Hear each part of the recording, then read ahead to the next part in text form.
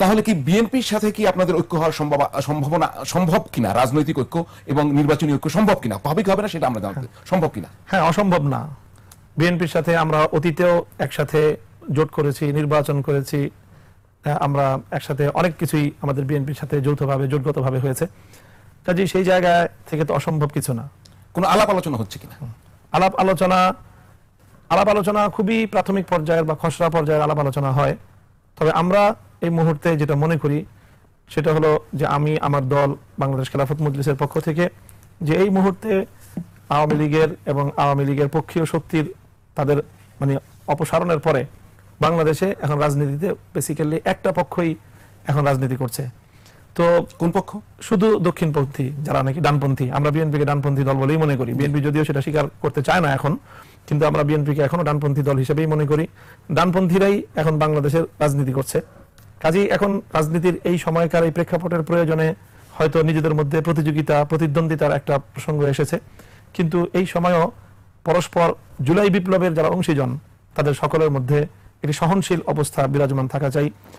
একটা কথা আছে, একটা বাক্য আছে যে যাকে ভালোবাসে তারা জামা দেখলেও ভালো লাগে, ঠিক আছে?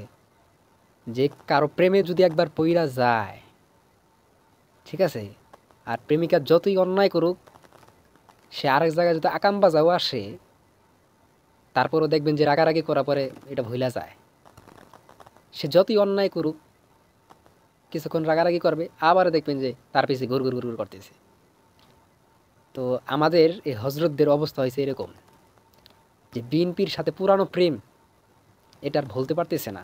যদিও কথাগুলি শুনতে খারাপ, কিন্তু এটা বাস্তবতা। তিনি আফগানিস্তান থেকে ঘুরে আসছেন, অনেক আফগানের ব্যাপারে অনেক সুন্দর সুন্দর কথা বলেছেন, সেলুট, ভালো লাগছে। কিন্তু লাস্টে সাংবাদিকদের কথার উত্তরে, প্রশ্নের উত্তরে যেটা বললেন, এটা আশা করি নাই। মনে খুব, বুকে খুব, ভিতরে খুব আশা ছিল যে আগে যা হয়েছে হয়েছে, এখন ইসলামপন্থীরা ঐক্যবদ্ধভাবে নির্বাচন করে ইসলামকে ক্ষমতা আনার চেষ্টা করবে, এবং যারা ইসলামকে চায় না, ইসলামী শাসন চায় না, শরিয়া বিশ্বাস করে না, তাদের বিরুদ্ধে নির্বাচনী লড়াই করবে।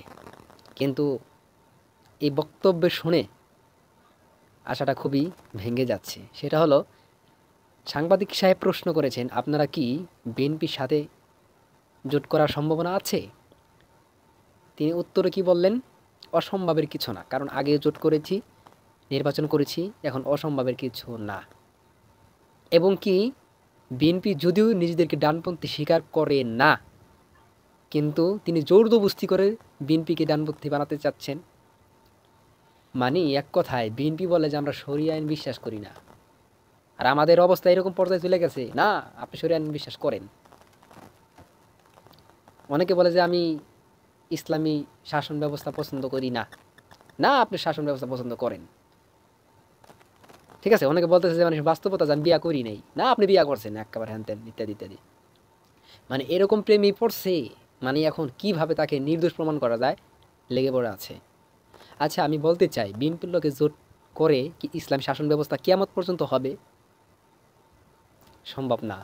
আবার তিনি কি বলেছেন যে বিএনপিকে নাকি মানে শর্ত দিবে যে তারা শরিয়া বিরোধী কাজ করবে না।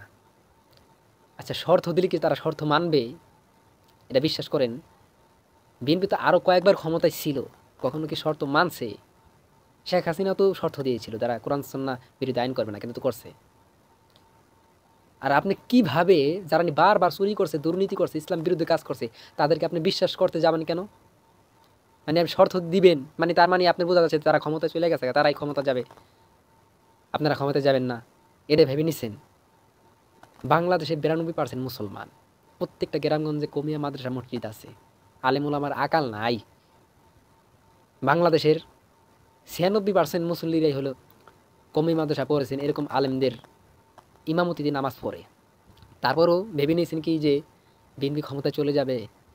তাহলে আপনারা কি চেষ্টা করতেছেন? আর বিএনপিকে শর্ত দেবেন, শর্ত মানবে? তাদেরকে আর কত পরীক্ষা করবেন?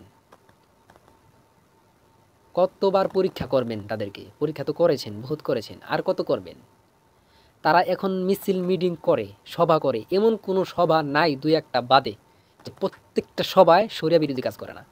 যেমন বেপরদার নারীদেরকে নিয়ে অনেক সময় গান বাজিয়ে, তবলা বাজিয়ে, বেহায়াপনাভাবে প্রায় মিটিং মিছিল করে থাকে তারা, এই বিএনপি। এখনই তো তারা শরিয়া বিরুদ্ধে কাজ করতেছে, তাহলে ক্ষমতায় যাইয়া শরিয়া বিরুদ্ধে কাজ করবেন, এটা ভাবেন কিভাবে?